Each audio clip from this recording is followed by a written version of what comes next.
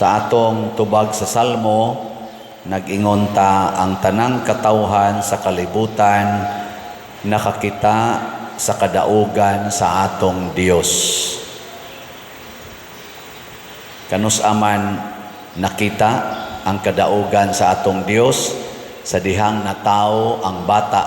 Matud pa sa unang pagbasa, kay matawo ang batang lalaki kaninyo nga mao ang kahayag sa kalibutan, maoy magwagtang sa kangitngit sa kalibutan. So kana diayng bata mga igsoon, mao nay signal nga midaog ang Ginoo dinhis kalibutan. Sige, lingay mong tupad ing na midaog ang Ginoo sa inyong balay. Midaog. Ang nakaapan kay ang yawa purting paningkamot nga mapildi niya ang Ginoo. Ug unsa may gibuhat sa yawa, iyang sugdan ang bata pagpatay samtang naa pa sa huna-huna sa ginikanan or sa mga potential parents. Patyo ng daan sa huna-huna. Ana lang akong kaslonon, ako dayong pangutanon, pila kabuk anak inyong gusto. And then, duha pa der. Nako, gustos Ginoo, 12 kabuk inyong anak. Uy, ayaw pa der, uy, ayaw. Awana, gipatay na niya ang ikatulo, ngadtos ika-12, sa huna-huna pa lang. Kamo, wa mo anang huna-huna na daghan kay ninyo dinhi biktima ana mga Herodes sa bag-ong panahon. Patyon ang bata. Kay nga naman, hulga sa iyang gingharian din hisyuta. Kay lagi, ang bata paglaom sa kalibutan, kaluwasan, kahayag. Nya kay ang yawa, kangit-ngit man, tudluan tas yawa, patya ng bata. Nya kung maabot yung bata diristiyan sa inahan, unsa may gamiton pagpatay karong panahona? Unsa man? Abortion. So kung di gyud mamatay sa huna-huna, aripatyon sa tiyan. Og pila may average abortion karon, matud pa sa Google, ako na ning gibalik-balik, average of 73 million children ang mamatay sa induced abortions in the world every year, or average of 200,000 every day, or average of 8,000 every hour. Suna nga na, ang paglaom sa kalibutan, gipatay na siyawa, abortion. Tutukan mo ko ninyo. Karon bitaw, magtanaw ko sa upabang ko kamisa dito Santo Niño. 2 years naman kong wa kamisa dito. Wa na ko ka-update kaayo, no? Ila kong itagaag misa ugma, 2:00 kunos hapon, Thanksgiving. Ako lang sa gidawat. Nya, kaning tanaw ko sa Facebook, lahi naman karon. Sa una akong makitaan katong last na kong misa, kamot pa man kasagaran sa tao iisa kanamo maluoy kaunta kanimo nangilaba. Karon daghan naman kaayo nga image naman ni Santo Niño ang iisa kanamo maluoy kaunta kanamo nangilaba. Image dili na kaayo mga kamot. Unsa man na nindot na dili. Mga imahin bang Santo Niño ba mo ilang iana-ana? Nindot na dili. Purting nindota nga naman gipasabot nga ilang gi bandilyo nga ang bata gidi ay maoy atong pangilaba, mao nay atong pagampo, pag-worship sa amahan ang bata. Pero nganong daghan man kay karon ang gipamatay nga mga bata sa abortion? Hilong lagi mo. Ingkawa man na din is Pilipinas, pader. Istoryahe. Eling nga imong tupad. Inapila na imong gipatay. Ina. Pila kabuk imong gipatay. Kapila mo kamo mga ginikanan.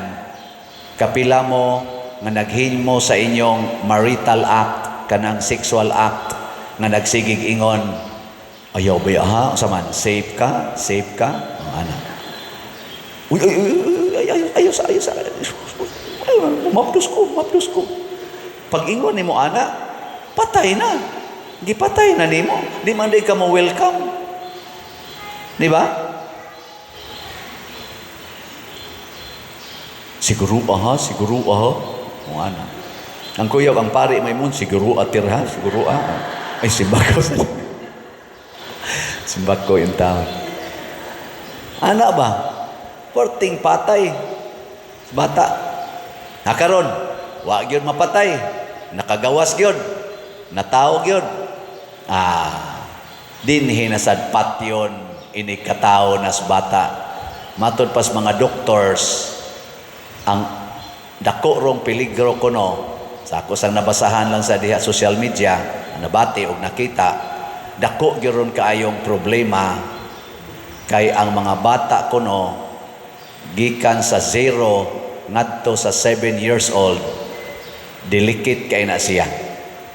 Paunay pinaka crucial, physical, emotional, psychological, o unsa pa na dihang mga development sa bata. Ang una yung kontra ros bata kuno tungod kay ang mga parents, malabi ng inahan, di na kaayo mag-breastfeeding. Kanang breastfeeding. Ang ilan ng itingal sa ilang anak kana ng mga bottled milk. No? Ano peligro? Nga naman, kaya ang imong anak dili na naturally developed.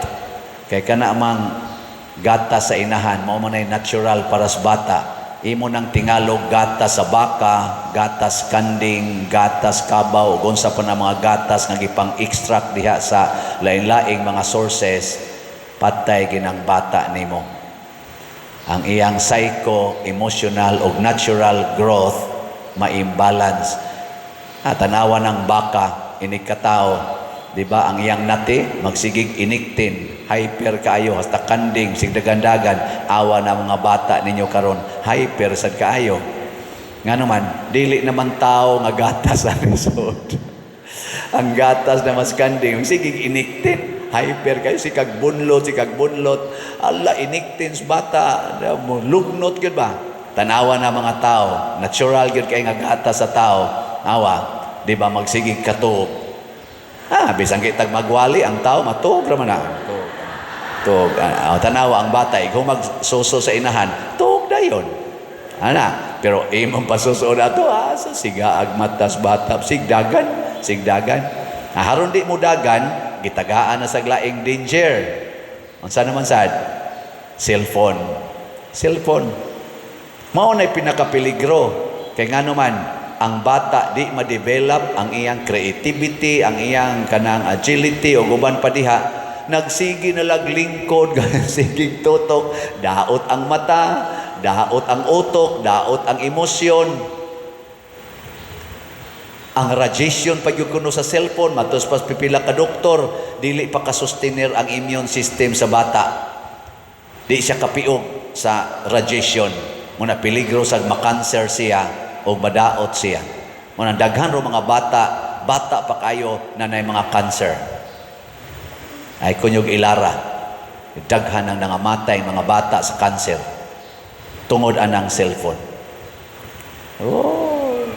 Patyon gyud siyawa. Patyon gyud. Nya daghang sa mga bata nga murag out of this world, magsigig tutok sa cellphone, lingaw kay sila, wa na sila kahibaw kinsa nang naas ilang palibot, hasta ilang ginikanan di na nila tagdon. Nadaot na sad ang iyang social development. Di na kay sa kabaong mo tagad-tagad sa iyang palibot. Mo nagdadon nimo ngadto sa public, unsa may mahitabo, mag-wild tagaig cellphone, mohilom, pero di naman agad, adto na siya dito. Ana. Susluoya. No? Tutok-tutok mamunako. Muna, kuhaan ng gatas sa mananap, ilisi gatas sa inahan. Kay dali ra sa kuno motuo ang bata, inikadungog sa tingog sa inahan basta nag-breastfeed. Unang dunay joke-joke, dias TikTok nga, pagtawag sa inahan, ang papa man mo aptik ay kunong nitubag. Ang bata, wa man mo tubag. Abot, amok nga doon.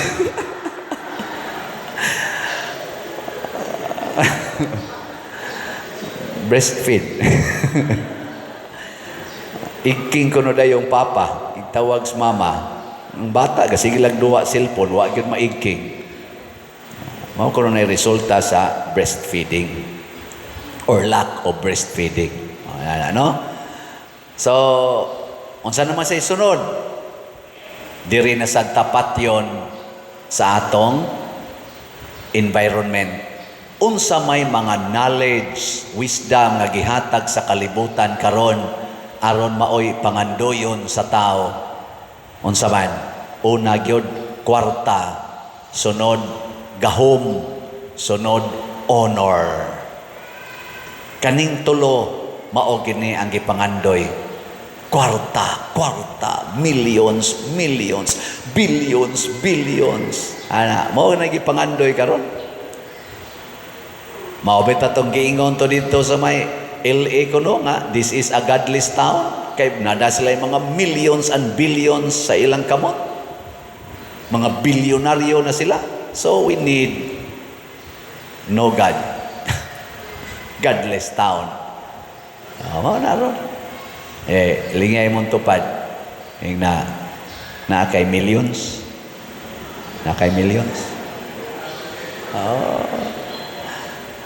Kay giguba gyud sa yawa. Sige, unsa may atong buhaton para mahimot ang madaogon batok sa yawa. Sugdi pagbuntog ang yawa diri sa hunahuna. Batuni ang hunahuna sa usa ka bata. Matud pa ni Jesus, unless you become like little children, you cannot enter the kingdom of God. Ug unsa may hunahuna sa bata, purity. Pailha ang bata kanang inyong mga anak, gagmay dagko, tudloi, our real Father is God the Father. And our true place is the church, the temple. Maunay tinuod nga lugar nga atong adtoon. Dili ang mga malls, dili ang mga beaches, dili ang mga man-made wonders in the world, kung dili ang simbahan. Muna si Kristo, 12 anyos pa lang, gusto na siyang adto magpuyo sa balay siyang amahan. Gipangita siya sa mahal nga birhen, porting pangita, didto siya nakit-i sa simbahan og niingon pagani siya, nganong nangita pa man mo nako, nga anhira man gyud kos balay sa akong amahan. Kinsa may gatudlo niya ni ana, samtang nagtubo si Jesus, gitudloan ni Jose og ni Maria, way kwarta nga gitudlo. Mo nang niingon sa si Jesus, bulahan kamong mga kabus. Kaya ang iyang papag mama, kabos apan balaan og bulahan sa tanang mga babay. Ana, pagsigtudlo anang paningkamot anang kwarta. Ug naa may kwarta, ipanghatag sana. Matud pa ni Jesus, ipanghatag ang tanan ngadtos nanginahanglan, ngadtos mga kabos. Ana na siya, maunay kaluwasan, maunay kalambuan sa kalibutan nga gi-magnify ni Santo Niño. Sa atong ikaduhang pagbasa niingon diri, gipili nata sa Ginoo aron maiya ug mabalaan pinaagi ni Kristo. Unsaon pagkabalaan? Hala, balik sa imong pagkabata. Pagkabata. Isalikway ang tanang pamaagi siyawa. So sugdan sa hunahuna, welcome children. Ay jud pag-ingon, dinhira ni kutob, palaygit nako, dinhira ni kutob, magpils nako, dinhira ni kutob, Unsa pa na diyang inyong gibuhat. Ana ha?